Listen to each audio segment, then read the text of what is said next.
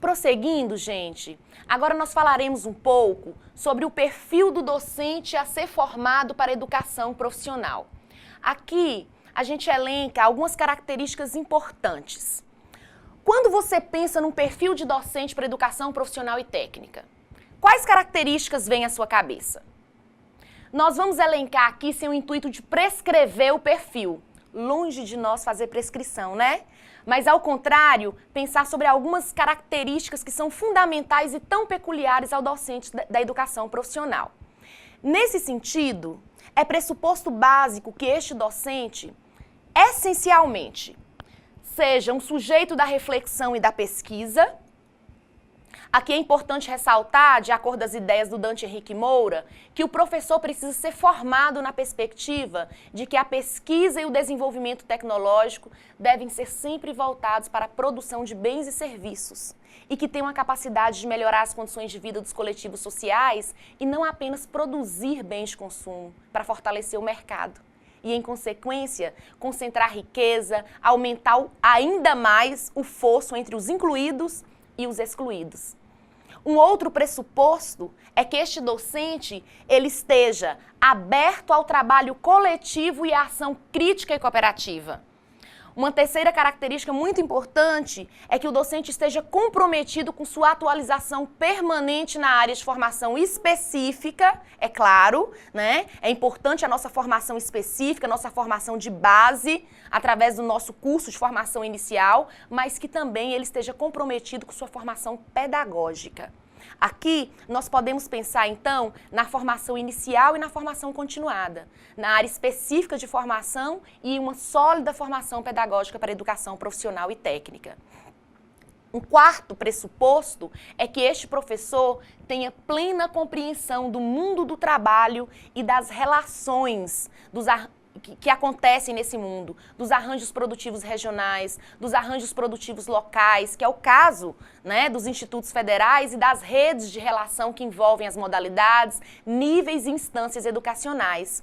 É preciso ainda que o docente da EPT tenha conhecimento da sua profissão, de suas técnicas, das bases tecnológicas, dos valores do trabalho, bem como dos limites e das possibilidades deste trabalho docente, do trabalho que este docente realiza e do trabalho que ele precisa realizar. Prosseguindo, as bases tecnológicas também vão constituir um diferencial importante de perfil do docente a ser formado, pois se referem ao conjunto sistematizado de conceitos, princípios, processos relativos a um dado eixo tecnológico, a uma determinada área produtiva, de bens, de serviços, tudo isso resultante da aplicação dos conhecimentos científicos. Nesse sentido, pessoal, o perfil do docente precisa também estar alicerçado em bases científicas. Inclusive, as bases científicas, a ciência faz parte do nome do nosso instituto, né? Nos conceitos e princípios das ciências da natureza, da matemática, das ciências humanas, todas elas presentes nas tecnologias e que fundamentam suas opções estéticas e éticas e seu campo de atuação. Precisa ainda, né, uma característica importante de perfil, estar apoiado em bases instrumentais que sejam relativas às suas linguagens e códigos, que permitam ler e interpretar a realidade, a comunicar-se com ela, ter habilidades mentais, psicomotoras e de relacionamento humano, que é tão importante, né? Entende-se que se trata, então, de um profissional que sabe o que, como e por que fazer, e que aprendeu a ensinar para desenvolver idônea e adequadamente outros profissionais. É o que a gente chama de transposição didática, né? Dessa forma, esse educador tem papel e compromisso como educador, independente de outra atividade que venha ter, contribuindo, assim, como participante ativo para o desenvolvimento da educação profissional. Esse educador deve ter, portanto, capacidade para elaborar estratégias, estabelecer formas criativas de ensino-aprendizagem, prever as condições necessárias ao desenvolvimento da educação profissional, considerando todas as peculiaridades que são tão inerentes à nossa formação, as circunstâncias particulares, as situações contextuais em que esse trabalho se desenvolve, né? Realizar, gente, um trabalho mais integrado, mais interdisciplinar, promover transposições didáticas contextualizadas, todas elas vinculadas a atividades práticas e de pesquisa. Mas nós falamos duas palavras aqui muito importantes, né? O que entendemos, então, por integração e interdisciplinaridade? Quem sabe, né? Bem, a integração, como sugere a própria palavra, é algo, né? E eu gosto muito do conceito de Marise Ramos, eu acho que ela traz pra gente um conceito bacana de integração, né? A integração possibilita a formação omnilateral dos sujeitos. Aí vem uma outra palavra, né? Interessante, ou seja, uma formação completa, holística, pois implica a integração de todas as dimensões da vida que estruturam a prática social. Essas dimensões, né, são o trabalho, a ciência e a cultura. E aí a gente pode também trazer um pouco a denominação do que seria o trabalho, a ciência e a cultura. Bem, o trabalho, né, é compreendido como realização humana e é inerente ao ser. Aí a gente traz o sentido ontológico, ou seja, eu sou o ser humano do trabalho. Nós falamos um pouquinho sobre isso, né? E também traz a questão da prática econômica. É o sentido histórico associado ao respectivo modo de produção. Não tem como a gente fugir disso, né? A ciência, por sua vez, ela é compreendida como os conhecimentos produzidos pela humanidade, que possibilitam um contraditório avanço produtivo. E a cultura corresponde a todos os valores éticos e estéticos que orientam as normas de conduta de uma sociedade. E aí, né, quem conhece bem as teorias marxistas vai perceber aqui muitas palavras que fazem parte de sua defesa. Ó. E aí a gente vai falar um pouquinho agora sobre interdisciplinaridade. Que palavrão é esse? Para falarmos de interdisciplinaridade, é preciso primeiro falar de disciplinaridade. Não tem como a gente fugir disso. A disciplinaridade, então, só se constitui como tal, né, como a forma como a conhecemos, porque tem como referência teórico-metodológica o paradigma positivista, conservador, que norteou uma concepção fragmentada, especializada do mundo, desde a física cartesiana e newtoniana. Já a interdisciplinaridade, em sentido oposto, é definida como regime de cooperação que se realiza entre disciplinas diversas ou entre setores heterogêneos de uma mesma ciência. A interdisciplinaridade, então, gente, se faz por meio de trocas, visa um enriquecimento mútuo do sujeito. Surge como uma crítica a uma educação fragmentada, encastelada lá no interior da escola, reprodutora de tradições, oposta a práticas inovadoras.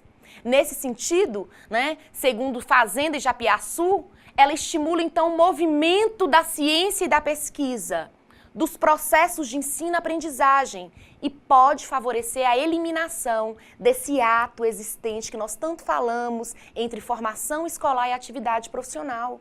A interdisciplinaridade nada mais é do que condição de volta ao mundo vivido e recuperação daquela unidade pessoal. Pois o grande desafio não é a reorganização metódica dos estudos e das pesquisas, mas é uma tomada de consciência sobre o sentido da presença do homem no mundo. Por que nós estamos aqui? Se nós somos seres holísticos, se nós somos seres completos, a educação precisa formar o homem como um ser completo. E a disciplinaridade não dá conta disso. A interdisciplinaridade já é um caminho para formar esse homem completo.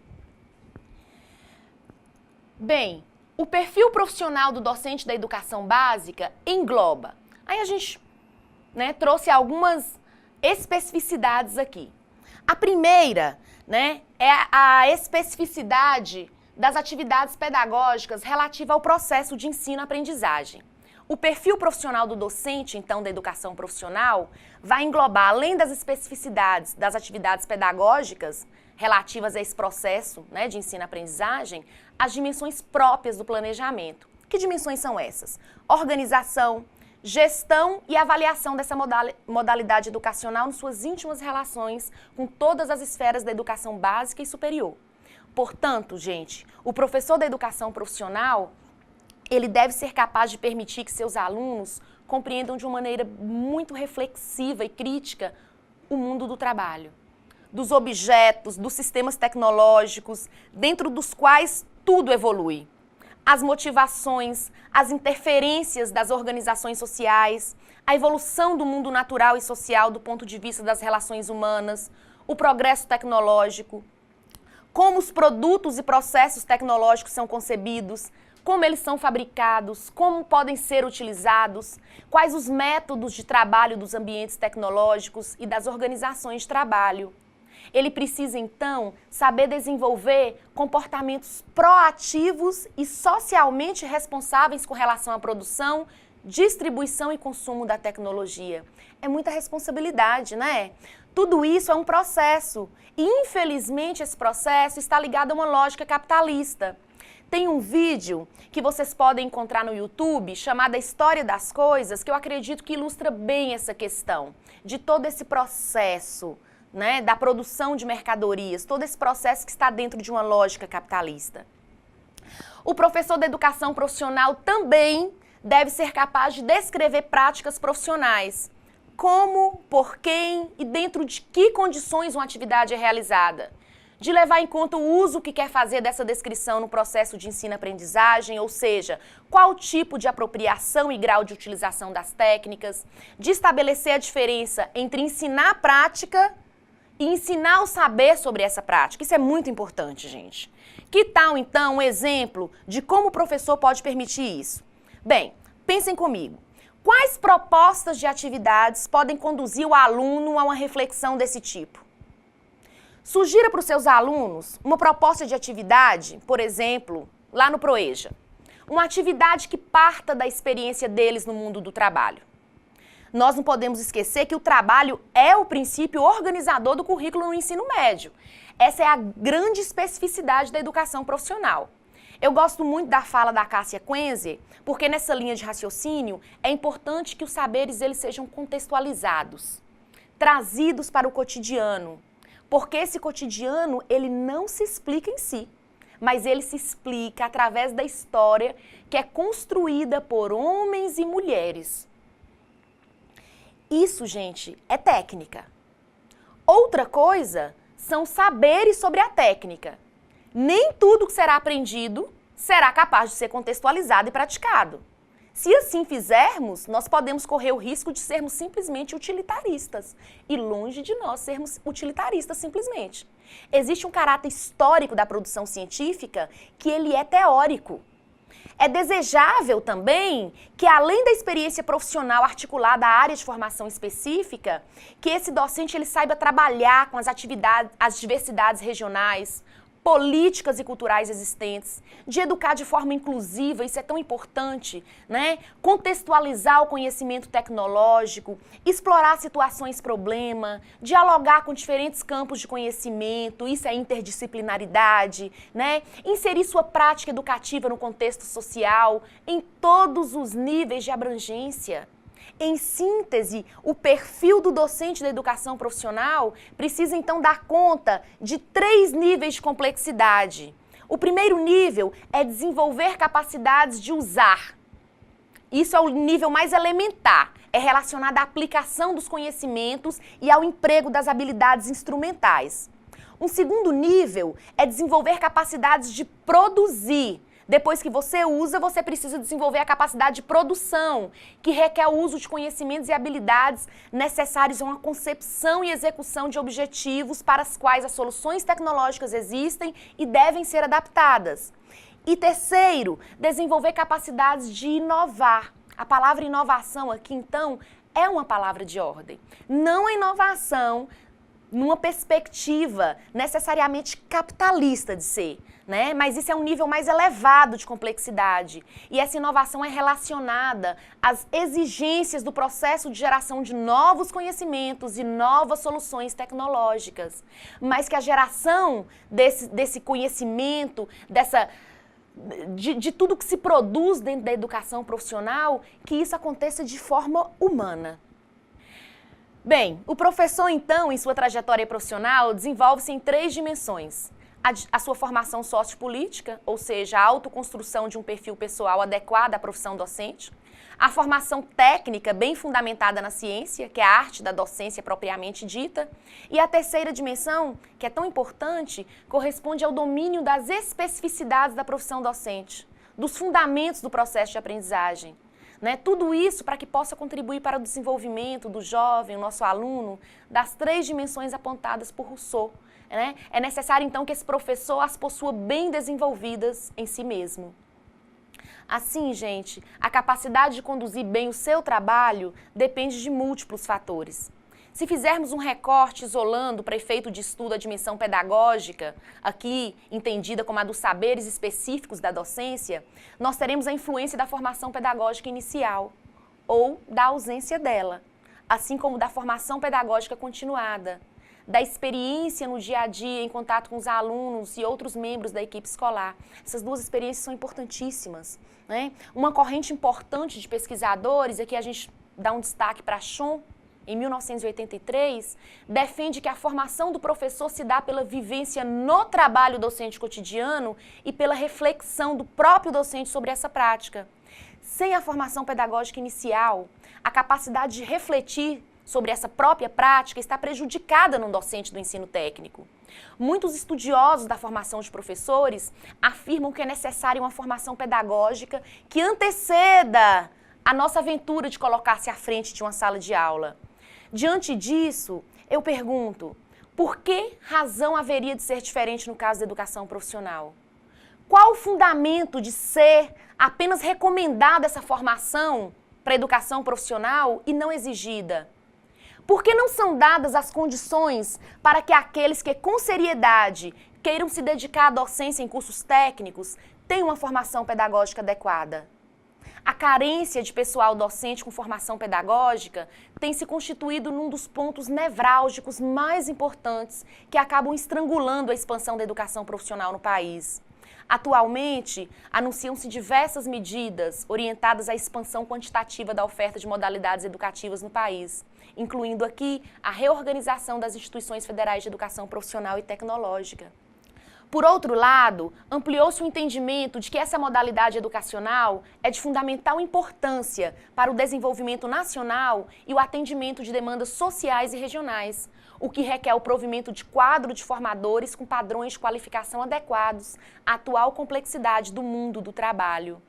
Compreende-se, então, que a resolução deste gargalo é condição fundamental à organização, planejamento e coordenação nacional de todos os esforços de superação da estrutura fragmentada que ainda caracteriza a EPT no Brasil.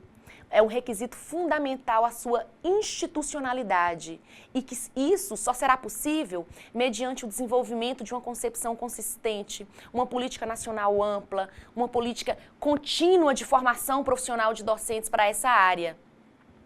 Há hoje, gente, algumas ofertas formativas diversificadas, né, de formação de professores para este campo, mas ainda são muito reduzidas considerando o potencial de demanda. Se nós formos pegar, né, o número de professores que nós já temos atuando nos institutos federais sem essa formação, a gente vai perceber que já é uma demanda considerável. Né? Infelizmente, essa formação nem sempre atende todos os perfis de entrada dos candidatos. Essas ofertas são constituídas por programas especiais, cursos de pós-graduação, formação em serviço e formação à distância. Poucas ainda, né, são as iniciativas de cursos de licenciatura. Apesar disso, como nós vimos, as licenciaturas elas têm sido apontadas como absolutamente essenciais, por serem um espaço privilegiado da formação docente inicial e pelo importante papel que podem ter na profissionalização docente. E aí o que fica pra gente então? Né? Superar o histórico de fragmentação, de improviso, a insuficiência de formação pedagógica que caracteriza a prática de muitos docentes da educação profissional de hoje, implica reconhecer que a docência é muito mais que mera transmissão de conhecimentos empíricos, ou muito mais do que processo de ensino de conteúdos fragmentados e esvaziados teoricamente. Para formar a força de trabalho requerida por toda essa dinâmica tecnológica que se dissemina mundialmente, é preciso um outro perfil de docente, capaz de desenvolver pedagogias do trabalho, independente e criativo, construir a autonomia progressiva dos alunos, participar de projetos interdisciplinares, né, que são tão importantes para a formação desse nosso aluno global, completo. Uma política definida para a formação de professores, ela tem que ser capaz de atender essas necessidades todas que foram aqui colocadas, né? E certamente, se isso acontecer, será um grande estímulo para a superação da atual debilidade teórica e prática desse campo educacional com relação aos aspectos pedagógicos e aos aspectos didáticos. Algumas entidades da área de educação têm reiterado argumentos que vão evidenciar a impropriedade das soluções que acabam transformando políticas emergenciais, como nós vimos ao longo, né, de todo o histórico de formação para EPT, em soluções permanentes. Tem chamado também a atenção para a necessidade de uma ampla e massiva política que leve à consolidação de um sistema nacional de formação docente, que inclua aqui a modalidade inicial, a continuada e as necessárias articulações entre a formação inicial e a formação continuada, porque na verdade a gente nunca para de estudar, né? Bem como as estratégias de formação de formadores, como formar o formador, né? E além disso, como formar o formador para a EPT. O que se requer, então, é a inclusão das demandas de formação de professores para a educação profissional no bojo de toda essa discussão.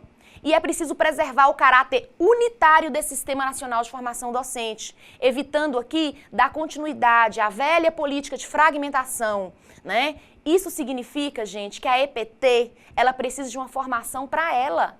É uma formação que seja nossa, pois nós temos nossas especificidades e isso precisa ser considerado.